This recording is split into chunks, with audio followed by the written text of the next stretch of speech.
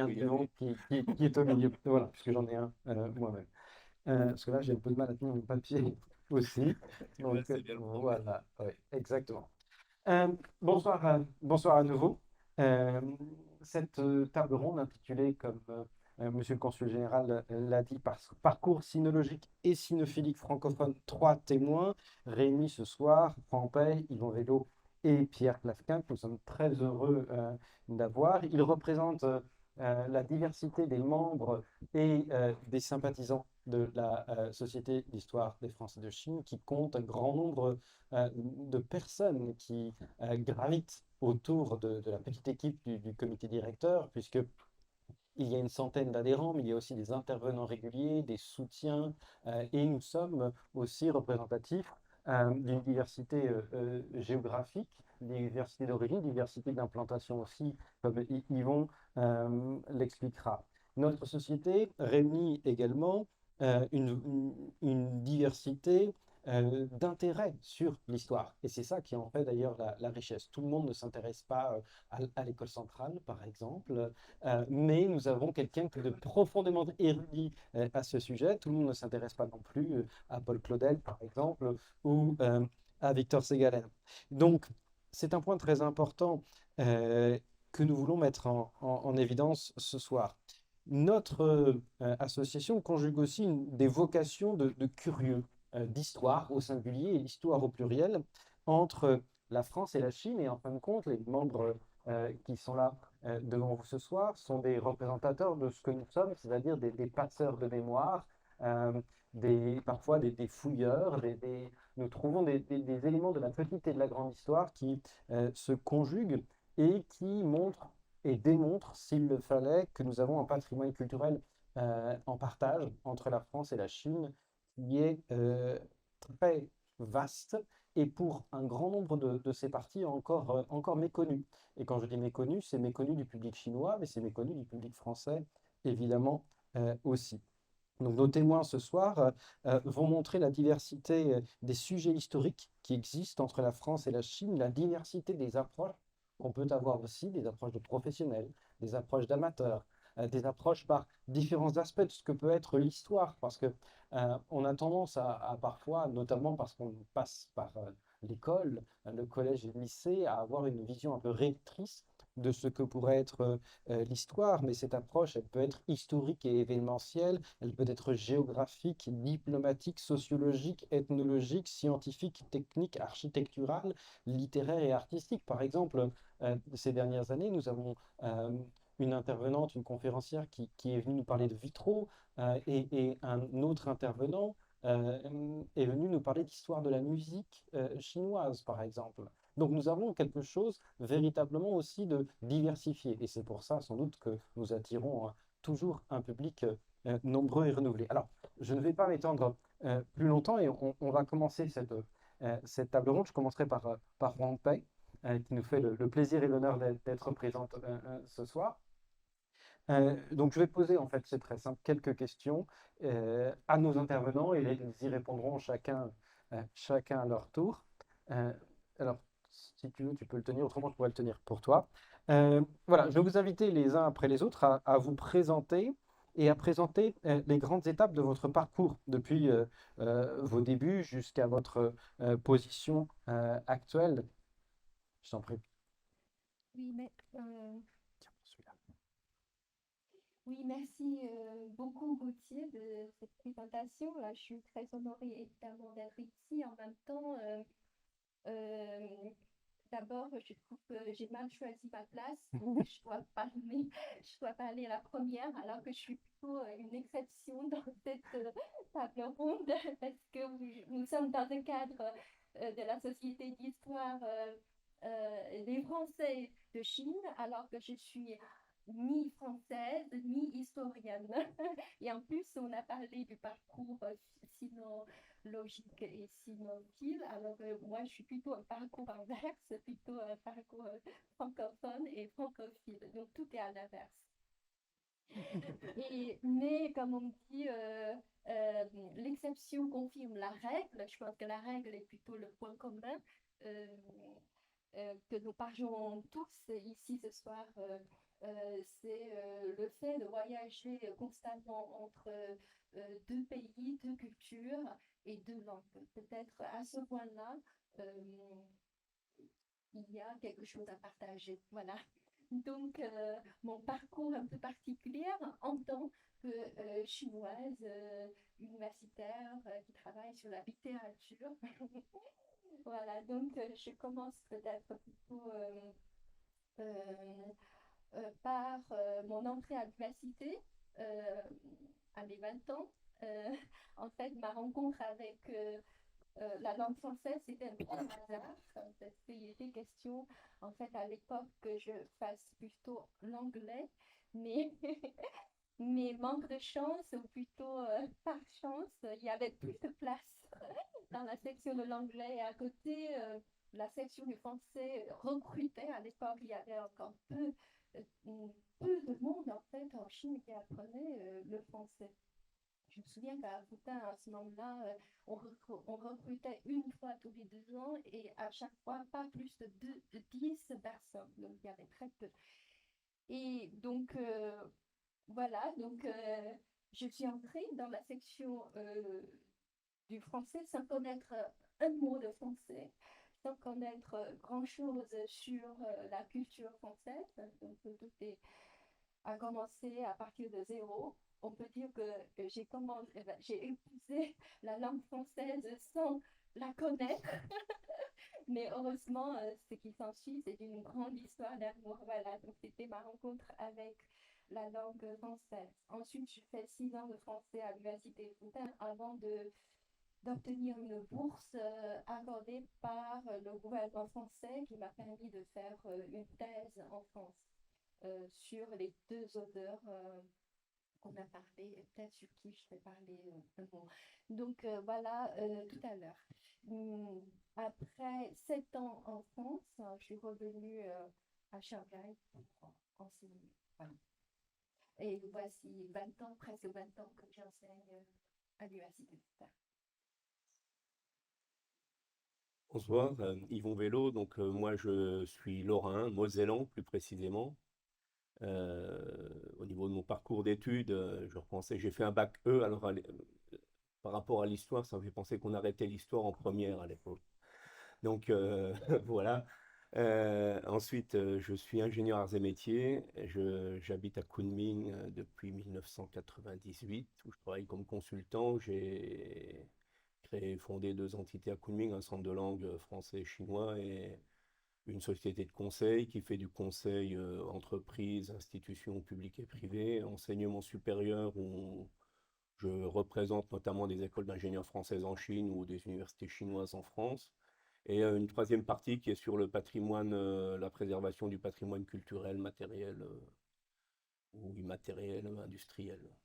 Voilà en gros mon parcours. Bonsoir à tous, je m'appelle Pierre Clavequin, je suis en Chine depuis 2010. Auparavant, moi j'ai fait un bac, l'équivalent du bac E, sciences techniques en Lorraine également. Moi, plutôt côté maternelle. Ensuite, j'ai suivi mes études au Pays de Galles, en Écosse et pour finir à Nancy pour être ingénieur. J'ai travaillé quelques années à Paris. Et à l'été 2008, je suis venu c'était mon premier été d'ingénieur. En fait, j'avais du temps et de l'argent devant moi. Par contre, quand on est étudiant, on a du temps, mais pas beaucoup d'argent. Là, j'avais 2 semaines avec un peu d'argent. Je me suis dit, je vais aller loin. Et je connaissais un ami qui habitait à Shanghai. Je ne connaissais pas grand-chose à Shanghai. Et quand je suis arrivé ici en 2008, j'ai été vraiment surpris par l'énergie, par en fait la joie de vivre des Chinois, enfin, beaucoup de choses. Je m'attendais à un pays triste, en fait, c'était tout l'inverse. Et quand je suis rentré en France, je me disais, mais par rapport à mon petit appartement à Paris, l'environnement métro-boulot de deux, je me suis dit, il faudrait très bien de partir en Chine. J'ai trouvé une offre de travail en 2010 dans un atelier d'assemblage pour entreprise qui s'appelle Sig Marking à Qinshao, c'est dans la banlieue industrielle de Shanghai. Ensuite, j'ai continué, j'étais chef de projet et en 2015, j'ai cofondé mon entreprise avec 2 partenaires chinois. Nous faisons des logiciels de gestion technique pour les usines. Et puis ça marche assez bien que de trois cofondateurs, nous sommes maintenant plus de 85. Voilà. Et je suis basé à Sudjouaré, qui est, comment dire, stratégique dans le cadre de mes recherches sur la presse à Shanghai. Voilà, justement, nous allons en venir à vos recherches et à votre relation à l'histoire. Nous aimerions que vous puissiez évoquer un de vos sujets de prédilection, puisque Pierre en parlait à l'instant, il va garder la parole, s'il le veut bien, on fera le retour dans l'autre sens. Donc la presse, voilà, je vous en prie. Alors, comment je suis arrivé à enquêter, à faire des recherches sur la presse francophone pour les concessions? En fait, j'aimais bien l'histoire de Shanghai. Au début, quand je suis arrivé à Shanghai, je ne connaissais pas du tout. Comment dire, au fil des années, j'ai pu lire les articles de David qui passaient dans le petit journal. Je me disais ça avec beaucoup, beaucoup d'attention. Et comment dire, quand il a créé la Société d'Histoire, c'est avec plaisir que j'ai voulu rejoindre ça. Et à ce moment-là, j'ai lu un article qui s'appelle La saga de la famille Fano. C'est un article assez exceptionnel, il faudrait que vous voyez ça, ça mérite d'être important. Et en fait, je me suis aperçu que il y avait encore des Français à Shanghai en 1974. Moi, ça m'a vraiment surpris. Et il y avait notamment le nom d'une dame qui est citée, qui habite même la Veste, qui était en fait vraiment pas très très loin de chez moi. Et ça m'a donné envie d'enquêter un peu plus. Malheureusement, je n'ai pas pu trouver grand-chose, mais par contre, je me suis dit, est-ce que si j'allais lire les journaux dans la bibliothèque de Shujiahui, je pourrais retrouver des pièces d'information sur cette dame? Est-ce que je pourrais retracer un peu son histoire? Alors, spoiler, non, je n'ai pas trouvé grand-chose. Par contre, en lisant les journaux, je me suis aperçu qu'en fait, il n'y avait rien, il n'y avait pas d'article, il n'y avait pas de support en fait, pour comprendre ce journal qui a été édité à la fin après la Deuxième Guerre mondiale. Donc, j'ai pu, comment dire, j'ai demandé une carte de livre à la librairie de Shanghai. J'ai pu accéder à la bibliothèque de Shujiahui. Et la première fois où on m'a amené ces journaux, parce qu'il faut y aller, il faut prendre rendez-vous, on commande. La première fois où on m'a amené ces journaux, sérieusement, j'étais dans une salle centenaire, toute boisée, un peu comme ici, très, très jolie, etc. Avec les journaux d'époque, en les ouvrant, toute proportion gardée, je me suis un peu senti comme Indiana Jones, en fait. Vous avez des vieux documents et voilà. Et en fait, c'était très sympa, c'était très intéressant. Et comment dire, en lisant les journaux de cette époque, on trouve des pièces d'information euh, ici ou là. Pas forcément beaucoup, mais quand on accumule la lecture de tous les journaux, on commence à avoir pas mal de petites pièces du puzzle qui après prend forme en fait. Et c'est comme ça que j'ai pu faire un article sur le courrier de Chine, et donc comment dire, le journal d'après-guerre. Et comment dire, j'ai pu faire cet article qui en fait avant, il n'y avait pas son histoire n'était pas écrite. Et j'ai poursuivi, une fois que je m'étais lancé sur le courrier de Chine, je me suis attaqué au journal de Shanghai, qui lui couvrait une période précédente de 1927 jusqu'à 1945. Et rebelote, j'ai refait cette article.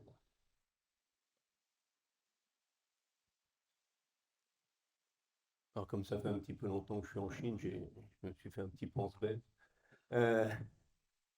Donc moi, comment dire, pour ma rencontre avec la Chine, elle s'est faite plus autour de personnes qu'à partir de livres, je dois dire.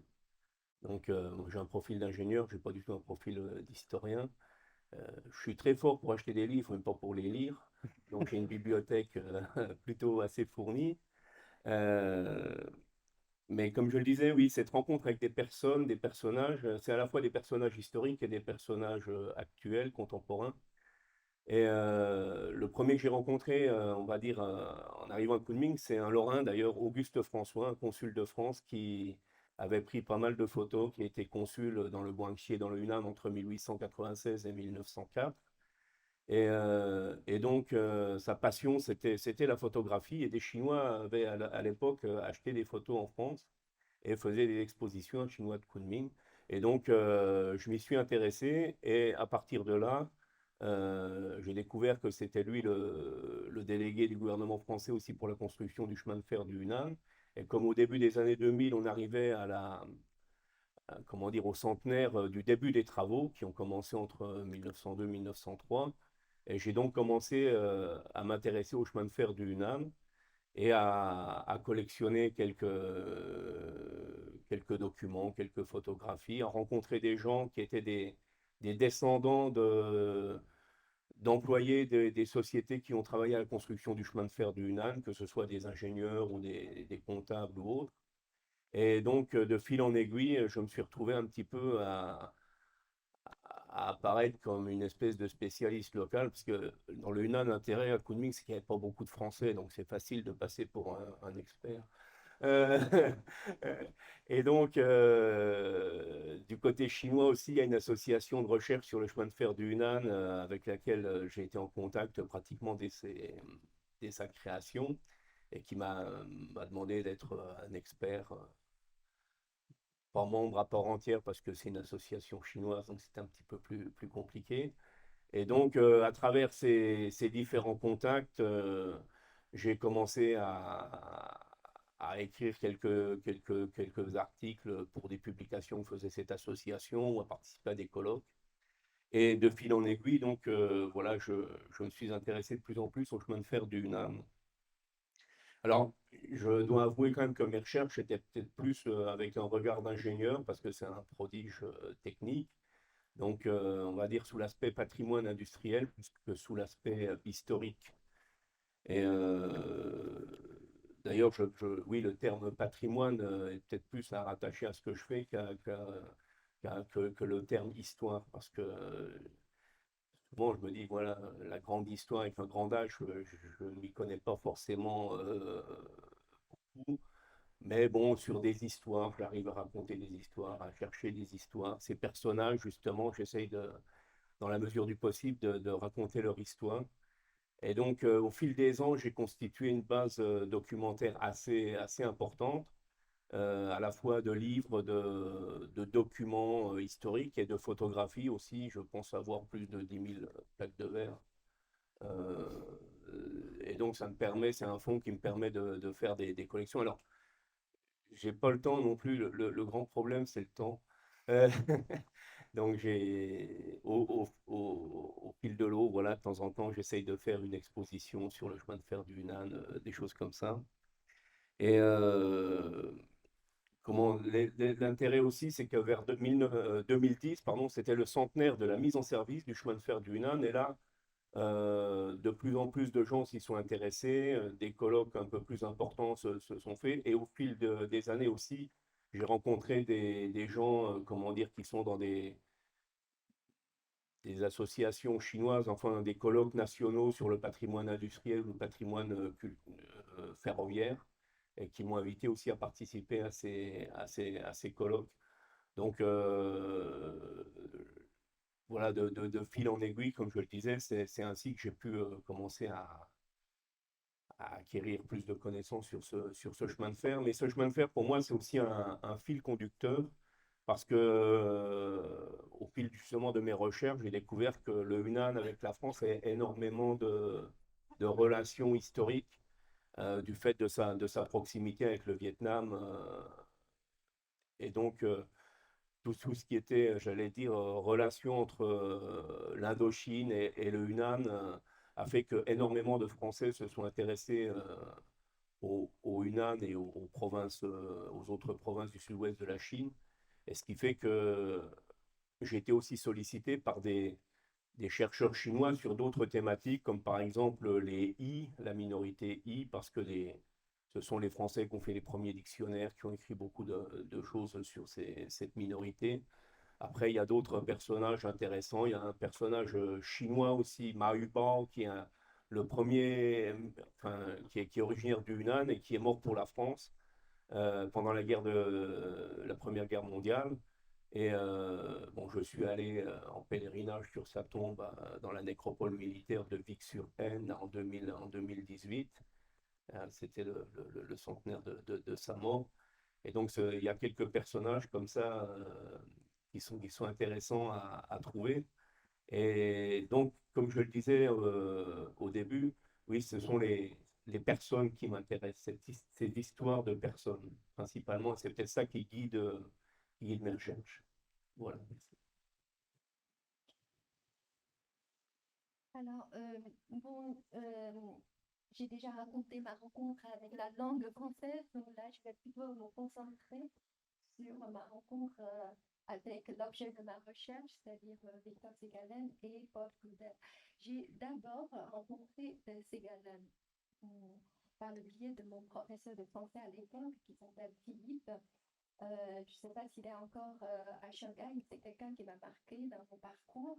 C'est lui qui m'a parlé le premier Ségalen, alors que je connaissais absolument rien sur cet auteur, bien sûr. Il n'y avait rien, il n'y avait pas du tout de livre disponible. Et donc, quand je savais que j'allais faire une thèse en France, je me suis dit que ce serait Ségalen. Encore une fois, sans rien connaître. Mais, par chance, encore une fois, c'était vraiment un personnage fantastique que j'ai découvert en France. Et avec beaucoup d'aide de la part aussi des descendants de Victor Ségalen, notamment Madame Laure Bellurio, qui était qui travaille dans le MEDEF, voilà, qui est à la retraite maintenant. Ils m'ont donné beaucoup de matériaux et une cousine de leur Bellurio m'ont montré beaucoup de lettres de Ségalen. Donc, c'est un personnage authentique. Beaucoup de vous le savez, il est arrivé en Chine en 1909 et dans ce moment crucial de l'histoire de Chine, il était témoin de la révolution de 1911, alors qu'il était venu plutôt dans l'idée de faire le pèlerinage de l'Empire de l'Orient avec sa grande civilisation antique. Et du coup, tout s'est effondré, mais depuis, il s'est résolument tourné son regard vers le passé et il a fait des expéditions archéologiques en Chine, alors qu'il était de métier médecin de la marine. Et en fait, en Chine, il n'a pas fait grand-chose dans la médecine, il faisait surtout l'archéologie et la poésie. Et il a fait 2 grandes expéditions, une fois en 1914, une autre fois en 1917. Et avant, il avait fait une grande traversée en 1909 en diagonale sur la terre chinoise. Il a surtout exploré toute la région de l'ouest de la Chine qui a été peu connue par les Occidentaux, c'est-à-dire la terre jaune, la région du Gansu, du Shanxi et du Sichuan. Et pendant ces expéditions, il a fait des découvertes extraordinaires. Il a identifié plusieurs tombeaux impériaux, notamment celui du premier empereur, empereur Qin Shi Huangdi. Et il a fait beaucoup de découvertes aussi des monuments funéraires, des stèles, des statues funéraires. Et donc, ça, c'est Galen qui s'intéresse plutôt donc, à la Chine classique, la Chine antique, et ensuite Claudel. Bon, j'ai en fait d'abord aimé ces œuvres issues de ces expériences japonaises, Sanpaku Éventail que j'ai traduit récemment. Et ensuite, j'ai remonté vers ces années chinoises, c'est-à-dire entre 1895 et 1909. Et en fait, Claudel a quitté la Chine en 1909, date à laquelle Ségalen est arrivé. Donc, il y a un poignet de mois échangé entre ces 2 hommes. L'un va partir et l'autre vient d'arriver. Et donc, Claudel, la Chine de Claudel, c'est une période un peu avant la révolution de 1909. C'était surtout la période après les 2 guerres d'opium. C'est pour ça qu'il était à Shanghai, puisque Shanghai est ouvert comme port commercial après la première guerre de l'opium. Il était venu après la guerre sino-japonaise qui s'est débouchée sur le traité Shimonoseki. Et donc, c'était aussi un moment très critique de l'histoire de Chine. Nous connaissons la réforme moderniste qui s'est soldée par l'échec aussi. Mais Claudel, là, c'est une grande découverte parce que je l'ai abordé en tant qu'écrivain, mais j'ai découvert un diplomate qui s'est profondément impliqué au processus de la modernisation de la Chine. Notamment, j'ai découvert que pendant son séjour à Fuzhou, parce qu'il était d'abord vice-consul à Shanghai avant d'être consul à Fuzhou. Il a joué un rôle très important dans le relancement de l'arsenal de Fuzhou à l'époque. Alors, qu'est-ce que c'est l'arsenal de Fuzhou?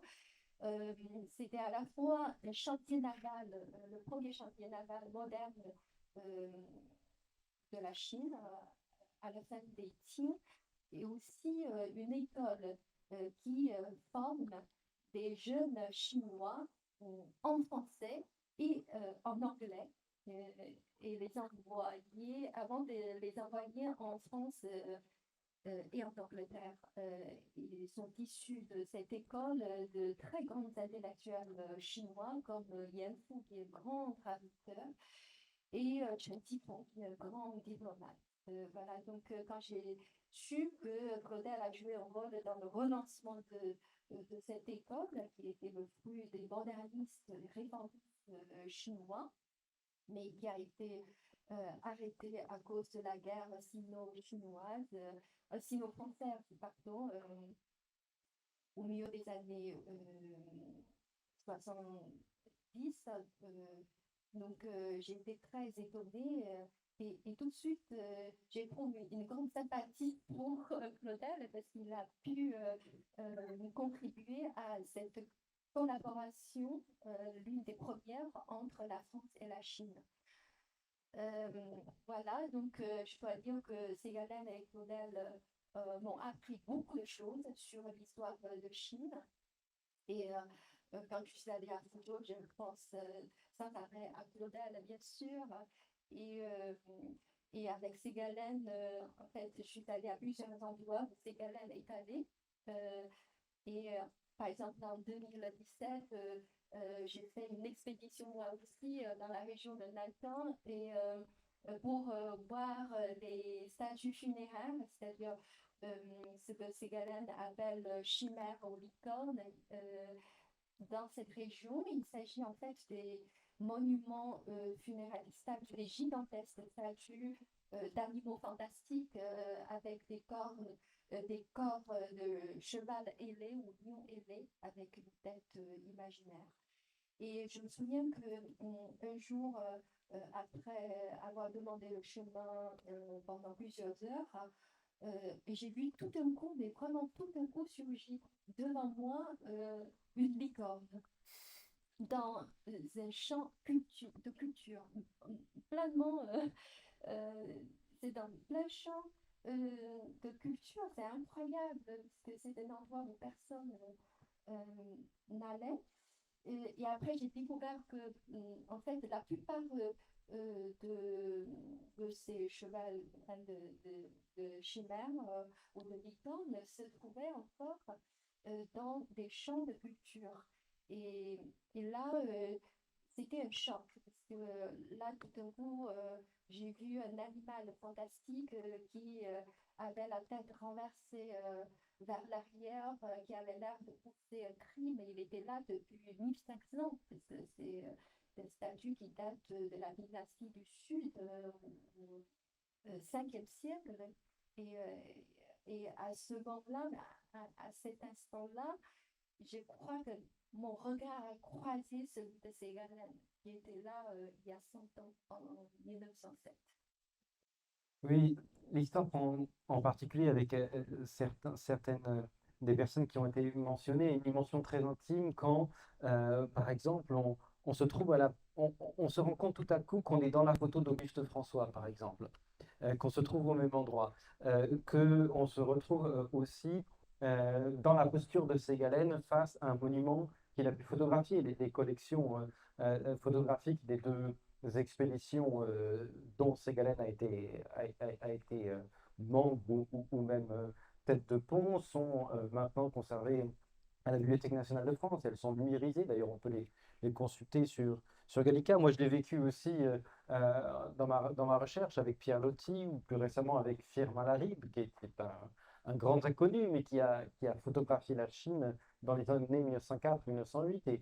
Et quand tout à coup vous trouvez en fait face à cette photo, en effet, on retrouve les regards. Alors vous avez tous mentionné des noms de personnes justement et évoqué en fait des destinées individuelles. Et c'est ce qui est sans doute frappant aussi dans ces démarches que nous avons tous et à la Société d'Histoire, c'est de croiser des personnes, de croiser des destinées individuelles qui parfois ont laissé une grande trace dans l'histoire, qui parfois n'en ont pas laissé de si marquantes, mais qui demeurent malgré tout des témoins et qui nous renseignent sur ce qu'a pu être la vie d'un Chinois en Chine ou d'un Français en Chine il y a 50, 100, 150 ans, et ainsi de suite. Pierre a, par exemple mentionné la famille Fano, dont l'histoire est absolument romanesque, autant qu'historique. Euh, donc évidemment Auguste François, Ségalen et Claudel. Et par exemple avec Ségalen et Claudel, ce qui est très intéressant, c'est qu'on part certes de la littérature, tu es une littéraire, tout comme moi d'ailleurs, voilà, nul n'est parfait. Et en même temps, Ségalen, on le découvre archéologue tout à coup, et c'est sa dimension, son activité archéologique qui change tout à fait le regard sur qui il était et même sur son œuvre littéraire aussi. De la même manière pour Claudel. Claudel, on l'aborde en tant que poète, poète parfois un peu compassé, puis tout à coup, en fait, grâce à des archives diplomatiques, grâce à la correspondance privée, on se rend compte, on prend conscience du rôle crucial que Claudel a pu jouer dans la politique commerciale et dans la politique de coopération franco-chinoise jusqu'en 1909. Alors, vous avez évoqué tout cela, et c'est en effet ce qui nous permet, d'une certaine manière, de faire l'histoire entre la France et de la Chine. Fixer son attention sur un point, et puis à partir de là, essayer de dévider les chevaux, trouver quelque chose qui interroge un peu. Pierre mentionnait le fait que quand on lit un journal à première vue, rien ne se dégage, et puis c'est quand on en lit un deuxième, quand on lit toute la semaine, le mois, que les perspectives événementielles se dégagent et qu'on comprend en fait ce que le journal nous apprend du passé. Alors, je vais vous poser une question maintenant un peu plus technique, justement. Quelles sont vos méthodes? Quels sont les obstacles que vous rencontrez dans vos recherches, dans la collecte d'informations, le traitement de l'information, mais aussi, par exemple, quel soutien rencontrez-vous? Par exemple, celui de la Société d'Histoire des Français de Chine ou d'autres réseaux. Évidemment, il y a des réseaux formels, des réseaux informels, il y a des événements institutionnels également. Voilà, alors je vais vous redonner la parole tout de suite. Yvon commence cette fois-ci. Oui, donc en préambule, comme je le disais tout à l'heure, moi j'ai toujours un regard d'ingénieur, on va dire, sur ce que je fais. Donc, et l'histoire, je l'aborde plutôt avec un S, des histoires, qu'avec un grand H. Euh, et à partir de là, on peut dire que ma façon de faire, c'est d'abord, bon, je pense que ça, c'est une maladie depuis ma jeunesse, c'est d'être collectionneur ou peut-être plutôt accumulateur de un peu tout et n'importe quoi. Donc, j'ai énormément de dossiers, de fichiers aussi numériques. Après, une de mes difficultés, c'est qu'après, je ne sais pas toujours si c'est en France ou si c'est en Chine quand je cherche les documents. Donc, bon, comme je suis depuis longtemps à Kunming, j'ai quand même pas mal de choses à Kunming, je dois l'avouer. Mais c'est aussi dans la façon de travailler, j'ai pas vraiment de méthode. Enfin, ma première méthode, c'est la méthode du fouilleur ou de l'archéologue, j'en sais rien. Enfin, je cherche d'abord sur Internet, je télécharge tout ce que je trouve sur Google jusqu'au bout. Je crée un dossier et qui reste ouvert une fois qu'il est créé. Et ensuite, dès que je retrouve d'autres choses, je continue à accumuler des informations. J'essaye de trouver dans ma bibliothèque, dans mes fonds d'archives aussi ce que je peux avoir sur le sujet. Et puis ensuite,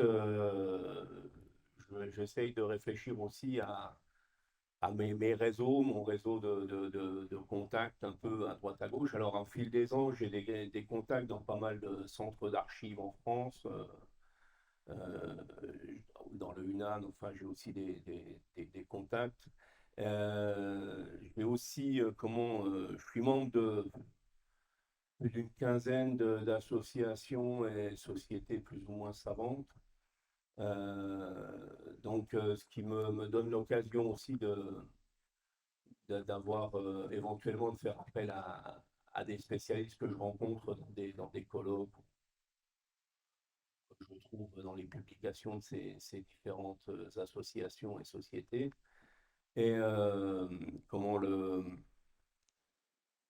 comme je le disais tout à l'heure, mon gros problème c'est le temps, donc il n'y a qu'une solution, c'est pour la motivation, c'est de se mettre la pression. Donc il faut que j'ai des objectifs. On dit toujours écrit donc un livre sur ton chemin de fer. Je ne trouve jamais le temps de l'écrire. Mais comme je participe à des colloques, alors de temps en temps, on vous dit, voilà, il faut produire un abstract, un résumé pour telle date. Alors ça, en général, c'est facile, il y a 300 mots. Après, pour la conférence, souvent on dit à 20 minutes, bon, ça va encore, mais alors si on vous dit qu'il faut publier, là on commence à il faut 5000 mots, faut, je ne sais pas combien. Donc là, la pression augmente toujours. Mais c'est une des solutions que j'ai trouvées pour avancer aussi dans mes recherches. Et ensuite, il y a aussi répondre à des questions, des sollicitations. Ça fait toujours plaisir quand quelqu'un vous retransmet une demande de quelqu'un. Quelquefois, David me dit, la Société Histoire des Français de Chine a reçu une demande d'un descendant de quelqu'un là, du chemin de fer. Est-ce que tu aurais des informations là-dessus? Alors, quelquefois j'en ai, quelquefois j'en ai pas, mais enfin, j'essaye de chercher, d'approfondir. On essaye toujours d'apporter quand même une petite réponse aux gens, quoi. Je pense que ça, c'est important. Après, une autre, comment dire, une autre voie que j'ai trouvée il y a quelques années, c'est d'essayer de faire des expositions. Comme je le disais, j'ai un fond de photographie, un fond documentaire. Et donc, depuis on va dire que la première exposition que j'ai faite, c'est à la réouverture du musée du chemin de fer à Kunming en 2014. Il avait été reconstruit. Et depuis 2014 jusqu'à aujourd'hui, je pense que j'ai fait une quinzaine d'expositions différentes dans une trentaine, une quarantaine de lieux en France et en Chine. Donc l'an dernier, voilà, j'en avais fait une à Hangzhou, même dans la maison de retraite Colisée. Alors, c'était aussi parce que dans, comment dire, ces expositions, j'essaye de varier les publics. Alors, on va me dire, dans une maison de retraite, c'est pas là où j'aurai le plus de visiteurs, mais je pense que c'est important aussi de ne pas toujours vouloir jouer sur le nombre ou se dire il faut qu'on ait le plus de visiteurs possible. Le plus de visiteurs, c'est très facile. Je les mets dans une université chinoise, je me dis qu'il y a 50 000 étudiants, c'est facile, ça va. Il y aura du monde qui va passer devant mon exposition.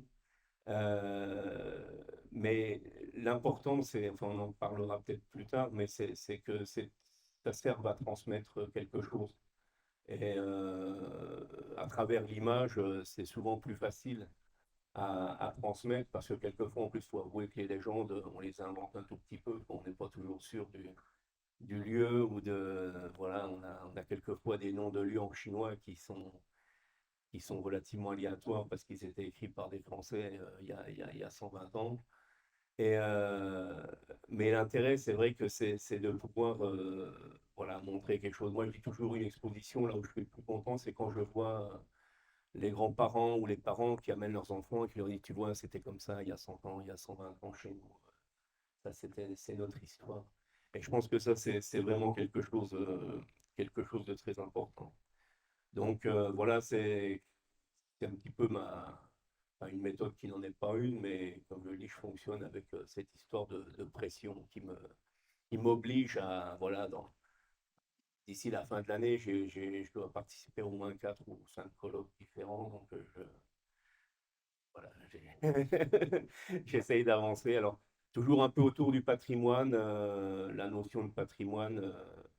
Voilà, parce que par exemple, je suis dans l'association, le Conseil international des monuments et des sites, là, qui est l'ICOMOS, qui conseille l'UNESCO. Donc, comme maintenant on peut participer à des colloques en ligne, l'intérêt c'est qu'on peut se permettre de rester à Kunming et d'en faire. Après, on peut se faire plaisir. Donc, la dernière assemblée générale de l'ICOMOS en 2023, je suis allé à Sydney.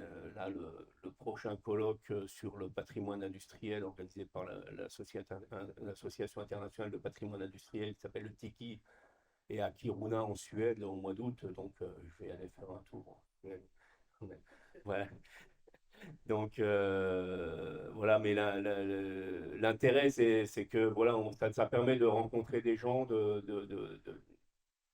Alors, quelquefois, j'ai un peu l'impression quand même, je m'incruste un peu parce que je ne suis pas vraiment un vrai spécialiste de tout ça. On rencontre des grands docteurs, PhD par-ci, PhD par-là, ou ingénieurs là, qui essayent de raconter quelque chose. Mais c'est toujours très convivial, très sympathique. Et puis, quelquefois, voilà, on va à l'autre bout du monde comme ça, puis on trouve des amis chinois qui sont aussi des chercheurs sur ces mêmes domaines ou qu'on a connus par ailleurs dans des colloques sur le patrimoine industriel en Chine. Donc, voilà, le monde est petit, mais je pense que c'est intéressant, voilà, de pouvoir faire ce genre de recherche. Merci. Au niveau des méthodes de recherche, c'est pareil, je ne suis pas historien, je suis ingénieur, donc j'ai appliqué un peu de logique. Déjà, quelque chose qui est très important, d'avoir une excellente mémoire, parce qu'en fait, on va ingurgiter énormément d'informations, voir beaucoup de mots, voir beaucoup de contenu, et il faudra après ensuite penser à les relier. Donc, j'ai un fichier, un fichier Word où je prends toutes mes notes, qui auparavant était manuscrit. Sinon, en termes d'outils, il y a quelque chose qui est très pratique, accessible aux possesseurs d'une carte de librairie de Shanghai, c'est l'accès à ProQuest, qui permet en fait de chercher dans tous les anciens journaux anglais qui ont été numérisés et chercher par mots-clés. C'est vraiment extrêmement pratique.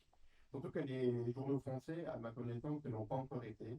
Donc en fait, même si on trouve une petite brève en anglais dans un journal, ça permet ensuite d'aller rechercher sur Gallica, euh, qui est, comment dire, la Bibliothèque nationale de France, qui a, elle, numérisé les journaux de Shanghai. Et ça permet après de rechercher manuellement, donc à la souris, à scroller, voir l'article en français correspondant à ce qui a été trouvé dans l'article.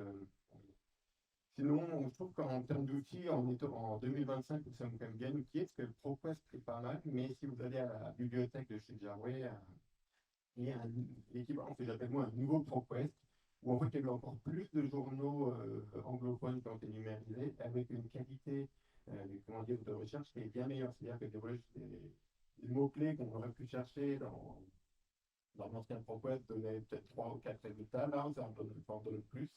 Et ça donne également des photos de meilleure qualité, parce que dans ProQuest, les photos sont quand même pas sinon, en termes de difficulté, justement, pour accéder à cette bibliothèque de Chijarway, elle est fermée depuis, et du moins au public, depuis quasiment un an. Il y a eu un grand typhon au mois de septembre l'année dernière. Il y a une histoire de tuiles, je ne vais pas dans le détail, mais bon, comment dire, pour prévenir tout problème de tuiles qui tombe sur la tête des gens, l'accès est fermé, donc moi-même qui travaille juste à côté, je suis maintenant de Fouilleux, j'ai fait un grand détour pour aller travailler. Donc, en termes de sources excellentes, il y a les archives diplomatiques de Nantes, que les archives du consulat de France au moment des concessions ont été rapatriées non sans difficulté et pas forcément entièrement en France, mais maintenant sont stockées à Nantes et on pouvons les consulter en tant que citoyen français. Donc j'ai passé une journée il y a un an et demi à Nantes sur un retour en France. Bon bah voilà, j'ai fait un détour depuis Paris pour aller jusqu'à Nantes. Et c'est une journée à collecter, enfin voilà, à ouvrir ouvrir plusieurs cartons, pièce par pièce, prendre des photos avec l'appareil photo, avec le téléphone. Et ensuite, ça par contre, il faut les éplucher ensuite à la main. C'est pas forcément très agréable. Par contre, on trouve dedans quelques perles et notamment des renseignements qui à l'époque étaient très confidentiels, mais que là, on y avons accès. Voilà, sinon en termes de méthode, je crois que c'est tout.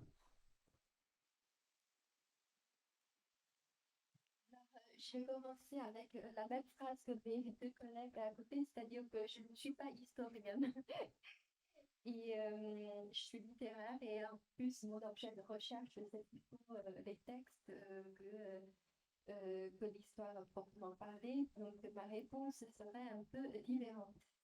Alors, en tant que chercheuse littéraire, la question que je me pose vis-à-vis de mes deux auteurs, Francis Gallen et Paul Claudel, c'est plutôt celle-ci. Comment ils traitent dans leur œuvre littéraire l'histoire de Chine? Voilà.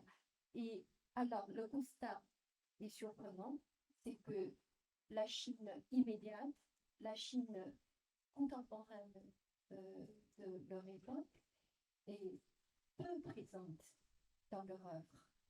Alors ça, c'est très étonnant, parce que quand on regarde les œuvres de Claudel, il a énormément écrit pendant ces 14 années en Chine, mais il y a vraiment peu de choses sur la Chine contemporaine, à part quelques textes dans Connaissance de l'Est. Mais si on regarde le recueil tout entier, c'est plutôt les montagnes à Fuzhou, le fleuve de Yangtze, les canaux, les récoltes, les saisons, c'est-à-dire plutôt des choses intemporelles, au-delà du temps.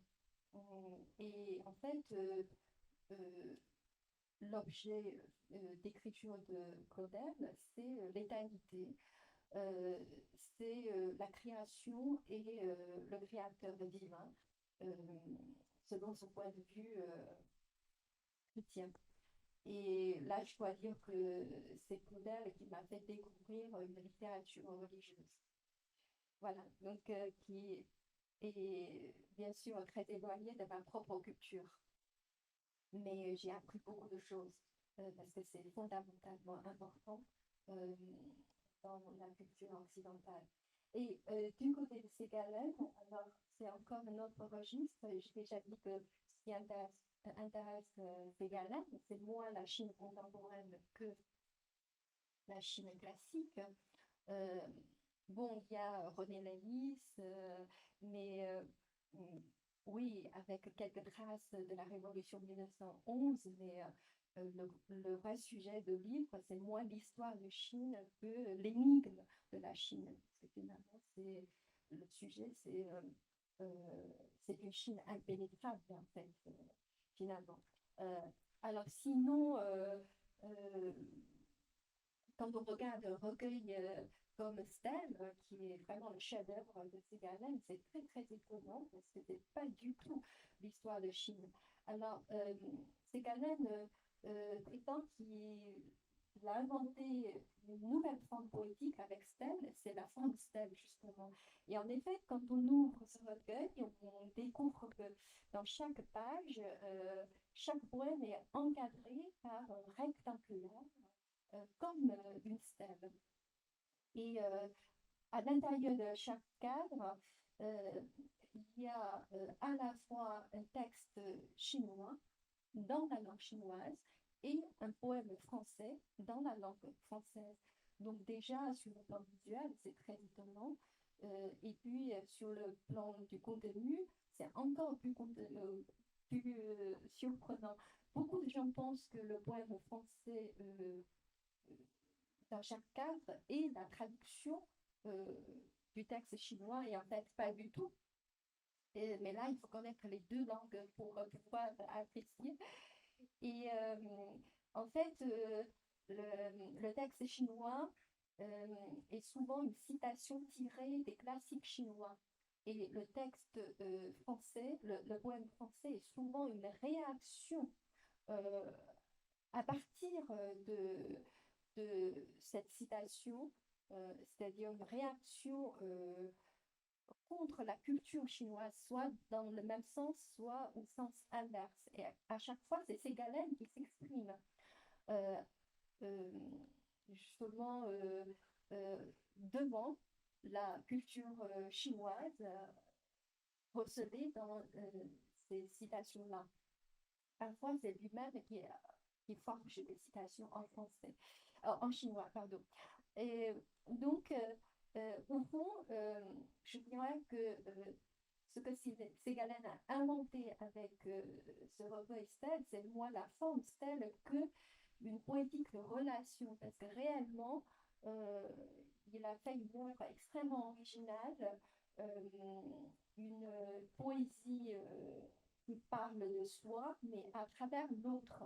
Et je pense que Ségalen nous montre que on peut découvrir soi-même à travers l'autre. Et d'ailleurs, il a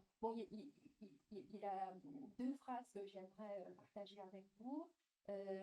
Il a dit explicitement à propos de Stèle que c'est un transfert constant de l'empire de Chine à l'empire de soi-même. Donc, ça, c'est le procédé poétique. En même temps, le procédé, je dirais, de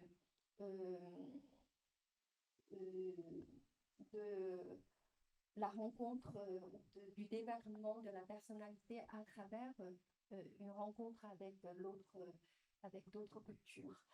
Et deuxième phrase, c'est que c'est celle-ci.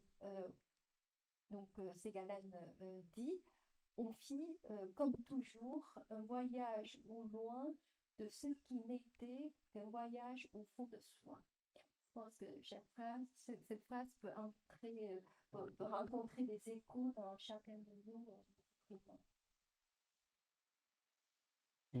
J'ajoute peut-être une phrase, mais donc je pose la question des pourquoi.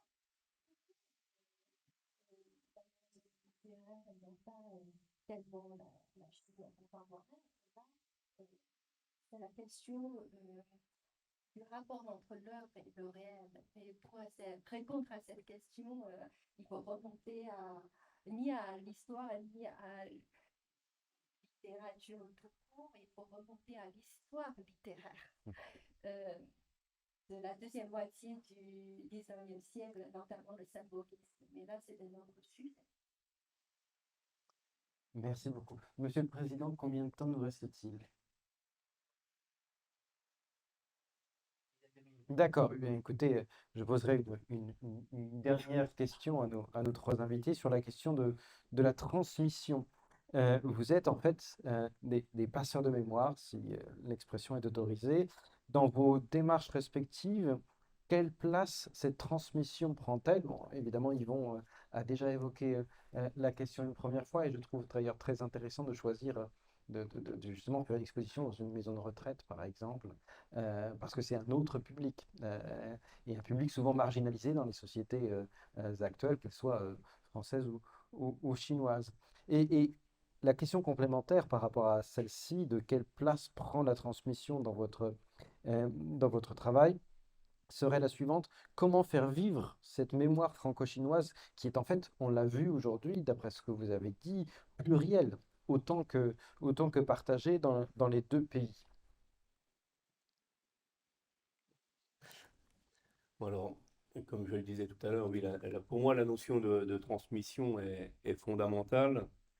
Et je pense que toutes mes recherches sont motivées par cette notion, parce que je ne recherche pas pour moi-même. Enfin, c'est sûr qu'on a un plaisir à faire ces recherches, mais le plaisir, c'est surtout de pouvoir les transmettre ou un article ou une exposition, une conférence.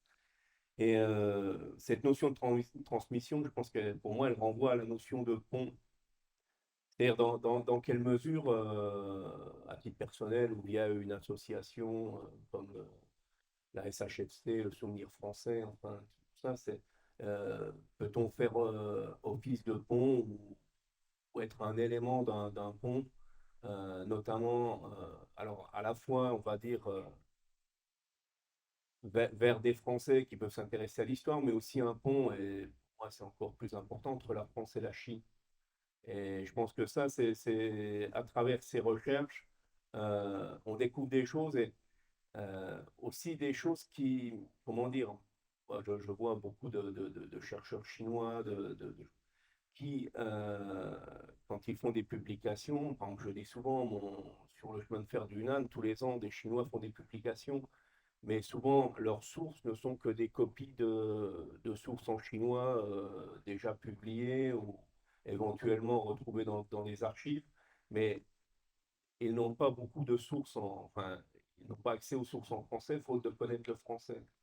Donc, c'est vrai que de ce point de vue-là, euh, enfin, je pense que c'est important qu'on ait aussi justement des Chinois qui apprennent le français, qui s'intéressent à l'histoire, aux archives et qui puissent aussi faire ce genre de recherche et que nous aussi, on puisse les aider à faire ce genre de recherche, à les orienter parce que souvent, quand ils vont dans des centres d'archives en France, ils sont un petit peu perdus et ne savent pas forcément poser les bonnes questions, ou même nous d'ailleurs. Mais je pense que ça, c'est quelque chose qui est important de se rendre compte du patrimoine dont on peut disposer, nous, Français. Bah, je parlais de photographie, toutes mes photographies, je les trouve en France, je les trouve pas en Chine. Sur le chemin de fer du Nat, je fais de la veille un peu sur Internet et ailleurs. Euh, mais c'est sûr que tout cela, je pense que on a un rôle important à jouer là-dessus. Et au-delà de la notion de transmission et de pont, deux points fondamentaux j'allais dire, qui fondent aussi peut-être mes recherches, c'est la notion de patrimoine culturel en partage et la notion de patrimoine vivant. C'est-à-dire que, alors simplement, le patrimoine en partage, quelquefois je dis l'exemple tout bête, c'est de dire j'ai une plaque de verre d'Auguste François, c'est Auguste François qui a pris la photo, il avait des appareils photo Beaumont, tout ça c'est français, mais l'image ce sont des Chinois. Et donc ce patrimoine, à qui appartient-il? C'est un patrimoine en commun, c'est un patrimoine en partage. Et la numérisation aujourd'hui peut nous permettre justement en plus de d'élargir, enfin de diffuser ce patrimoine. Et je pense que ça, c'est quelque chose de fondamental. Le patrimoine en partage, c'est un patrimoine à partager. Et quand je parle de patrimoine vivant, c'est aussi de sortir de la notion de patrimoine vivant dans le sens simplement patrimoine culturel immatériel et de le voir d'une façon un petit peu différente. L'an dernier, dans comment dire, le symposium scientifique, là, je parlais de l'ICOMOS tout à l'heure, qui se tenait au Brésil, j'ai fait une intervention en ligne, et mon sujet, c'était vision globale du site patrimonial comme patrimoine vivant en partage. Et je citais notamment Notre-Dame de Paris. On a tous été dire émerveillés par la vitesse de restauration et tout, mais c'est un savoir-faire, c'est un patrimoine vivant et qui continue à vivre et qu'on a fait revivre aussi d'une certaine façon. Et donc, je pense que c'est important de se dire que voilà, le patrimoine, si on veut le transmettre, il faut qu'il soit vivant. Et c'est nous qui pouvons le faire vivre. Donc, rattacher à un bâtiment son histoire et tout, je pense qu'au niveau le tourisme, si on dit il va voir simplement quelques vieilles pierres, c'est pas très intéressant. Par contre, s'il y a une histoire autour de ces pierres, et si en plus on rajoute un petit peu des personnages et autres qui ont participé à cette histoire, je pense que ce patrimoine peut vivre, même revivre éventuellement. Donc, pour moi, c'est ça qui est important. Et après, la notion peut-être aussi de vulgarisation de l'histoire. Parce que bon, c'est bien, on n'est pas des spécialistes, à quelques exceptions près. Et, mais justement, essayons de diffuser ces connaissances, de partager aussi quelquefois, je disais, bon, on me retrouve dans des colloques sur l'anthropologie, sur des trucs, bon, pas du tout, médecine chinoise. Alors, j'y connais absolument rien. Par contre, l'université de médecine de Kunming, qui organise tous les ans un colloque international, me dit, mais viens parler. Et, quand même, j'ai fini par trouver quelques Français qui ont écrit des livres il y a 150 ans sur la médecine chinoise, sur la pharmacopée. Et finalement, cette transmission aussi, c'est un autre angle, mais qui intéresse justement aussi les chercheurs chinois. Et quand je dis intéresser les chercheurs chinois, voilà, là aussi, on a quelque chose qui est peut-être important à voir et peut-être un point, j'allais dire aussi pour notre association, c'est de penser à la traduction. Qu'est-ce qu'on peut traduire? Alors, quelquefois, il faut un petit peu, j'allais dire, adapter les textes parce qu'il y a quelques recherches qui sont comment dire, plus ou moins sensibles. Mais moi, je pense que c'est important d'arriver à traduire, alors qu'on traduise en chinois, qu'on publie en anglais, enfin, euh, plus on pourra traduire ces documents, plus on aura d'accès aussi, enfin, on ouvrira nos recherches aux chercheurs chinois. Et je pense que ça aussi, c'est quelque chose qui est important, c'est toujours avoir en tête cette idée. Bon, je ne vais pas revenir sur les expositions, que donc comme je le dis, c'est pour moi un moyen aussi de diffuser. Après, un petit point qui me paraît aussi important, c'est que, enfin, comme je le disais, il y a une partie de préservation du patrimoine qui fait partie de mon travail que je fais comme consultant, mais pour moi, ça fait aussi partie de la responsabilité sociale des entreprises ou des organisations. Donc, euh, pendant les années Covid, j'ai fondé avec deux universités de Kunming des centres de recherche que j'ai appelé Lansang Mekong parce que l'idée, c'est Lansang, c'est le nom du Mekong en chinois. Et donc, c'est de s'intéresser aussi au sud-est asiatique. Et donc, j'ai un centre de recherche avec la faculté d'architecture de l'Université technologique de Kunming sur la préservation du patrimoine architectural et un autre avec l'Institut de management des arts de l'Université des arts du Hunan sur le patrimoine vivant et la culture et les arts. Et pour finir,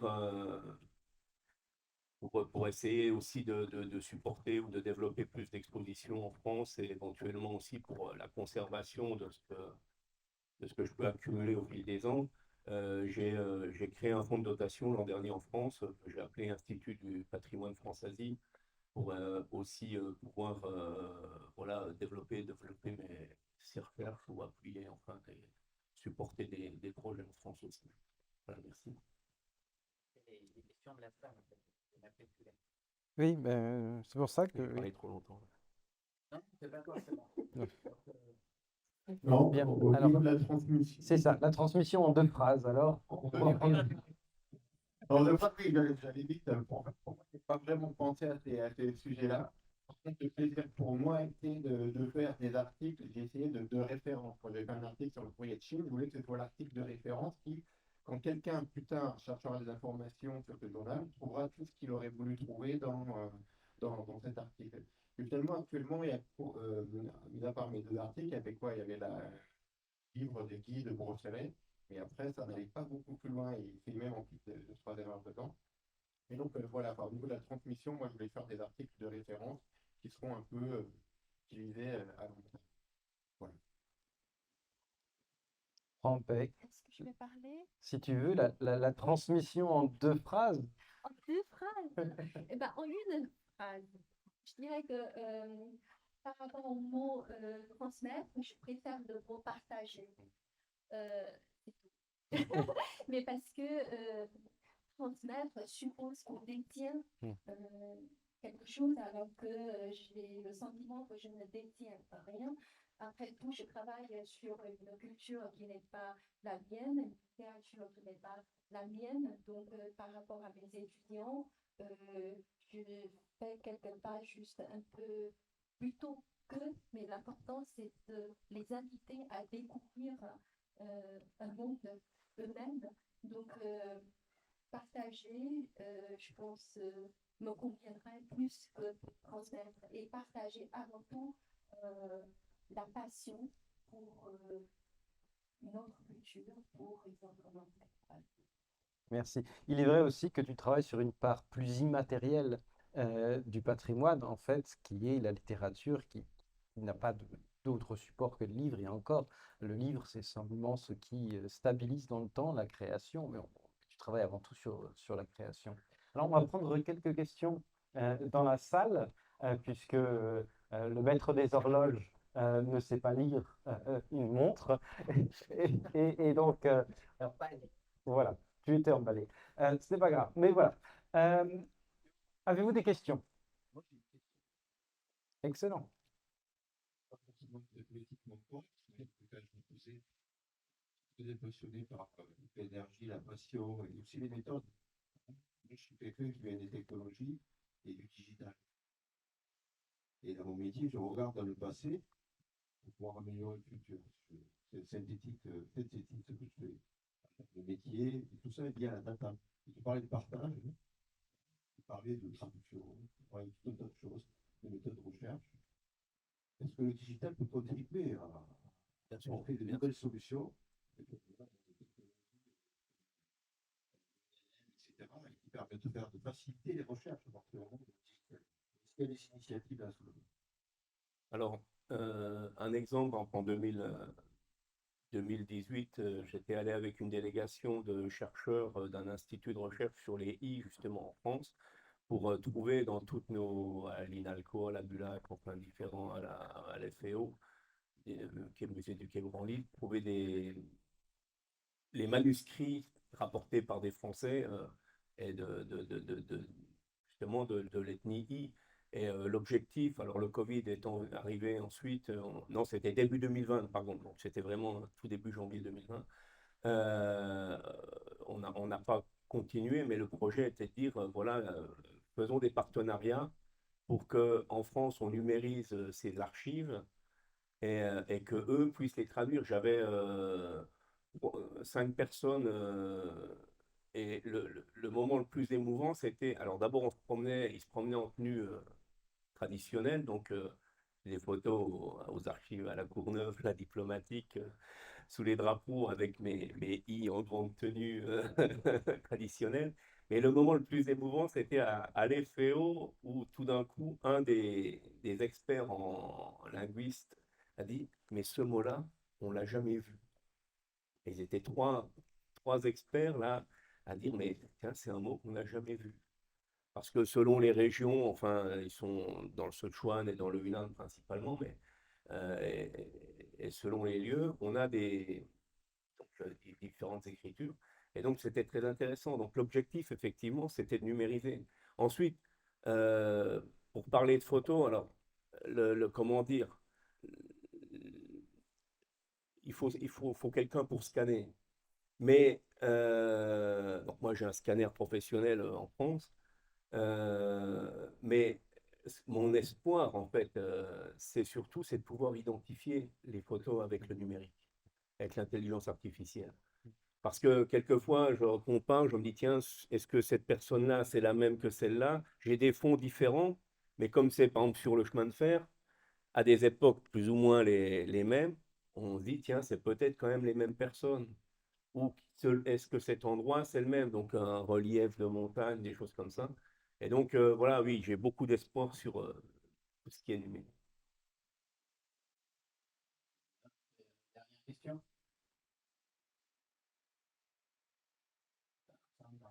Très bien. Je voudrais remercier chaleureusement nos intervenants d'être venus partager leur expérience aujourd'hui. J'aimerais remercier aussi les membres du CODIR qui se cachent surtout par là-bas pour leur investissement à long terme et leur bénévolat parce que, voilà, comme tu le disais, nous payons notre quote-part et nous ne retirons que l'honneur de nos activités. Et puis merci à David surtout de porter cette association et d'y consacrer beaucoup de temps, peut-être trop parfois, au détriment d'autres choses, je ne sais pas, c'est à lui d'être le juge de sa conscience, mais voilà, sans David, vraiment, l'association ne perdurerait pas longtemps, en fait, parce qu'il faut quelqu'un autour de qui les choses gravitent et David apporte quand même quelque chose de très précieux à cette association, cette société plus ou moins savante et plus ou moins sérieuse en fonction de l'heure. Et l'heure, justement, c'est bientôt celle de trinquer et je lui rends la parole tout de suite.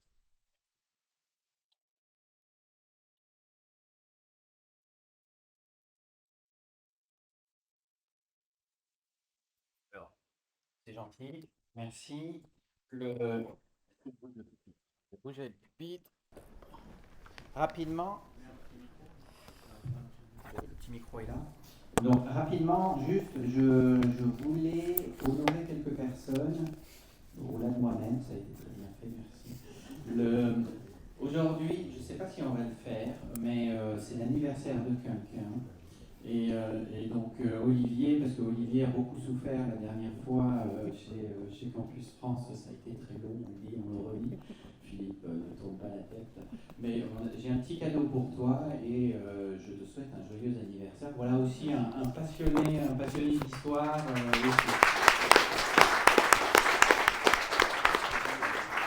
Donc Campus France ne fatigue pas du tout, il fête ses 32 ans comme vous pouvez le voir.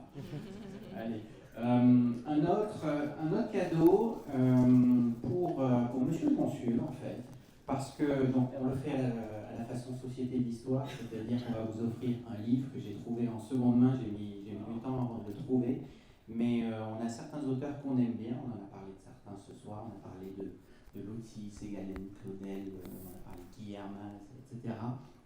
Il y en a un autre qui est extrêmement important. J'ai regardé un certain nombre de fois votre bibliothèque et je pense que vous ne l'avez pas. C'est Lucien Baudard. J'espère que vous n'avez pas Lucien Baudard. Monsieur le Consul, qui est quand même, je ne sais pas comment on peut le qualifier, mais pour moi c'est un des meilleurs livres à la fois en termes de style, de contenu, et bien évidemment on parle de Chine. Donc j'espère que vous ne l'avez pas, et puis si vous l'avez, vous le relirez, parce que c'est quand même quelque chose. Pour moi, ça fait partie de la très très grande littérature française. Merci. Tout ça pour vous remercier. Je pense que je l'ai déjà fait ici et je le refais ce soir avec les autres associations.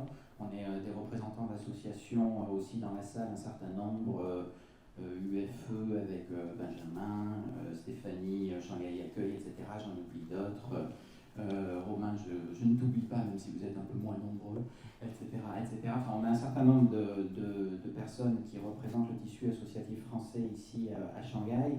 Et on veut vous remercier, c'est mon petit geste de mon côté en tant que Société d'Histoire, pour la mise à disposition de la villa aussi souvent en réalité. On sait que c'est pas facile, que c'est aussi un lieu de vie, mais aussi pour la disponibilité des équipes de manière générale du consulat, qu'on remercie beaucoup. Voilà.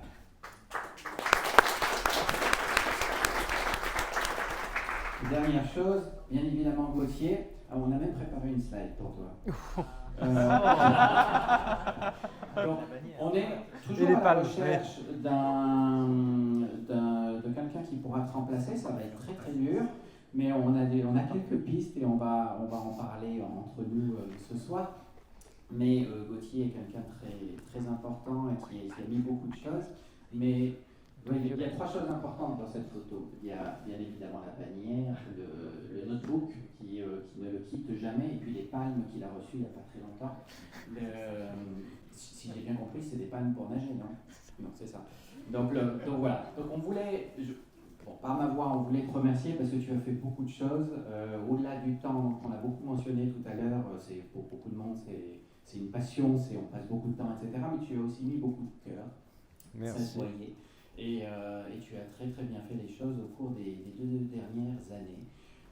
On a prévu un cadeau pour toi, mais il n'est pas encore arrivé, car c'est un beau cadeau et la personne qui est censée nous le transmettre n'est pas là actuellement. Il est parti en France du côté de Nice, si tu vois ce que je veux dire. Un petit barbu blond, un peu jésuite sur les bords, etc. On a préparé quelque chose pour toi, mais malheureusement il n'est pas encore là. Tu vois qui je parle? Oui, mais je lui dirai comment tu l'as décrit. Voilà. C'est enregistré. Mais voilà. Petit blond. On n'a rien à te remettre formellement aujourd'hui, si ce n'est ces quelques mots de sympathie. Merci. Voilà, on a été à la fois heureux, honoré de travailler avec toi. Et puis tu ne quittes pas tout à fait, ça va être notre personne de liaison sur le sujet INALCO en particulier, puisque tu fais partie de cette belle maison. Donc voilà, on finit sur sur ces beaux remerciements. On va pouvoir passer à la partie hypermarket et mouton cadet, c'est quand même sympa. Et on vous donne rendez-vous en septembre, on va annoncer les choses petit à petit, mais voilà. Parlez de nous autour de vous, abonnez-vous sur WeChat, YouTube et compagnie, et puis continuez à venir, ça nous fait plaisir. On s'amuse beaucoup comme vous avez pu le voir. Merci.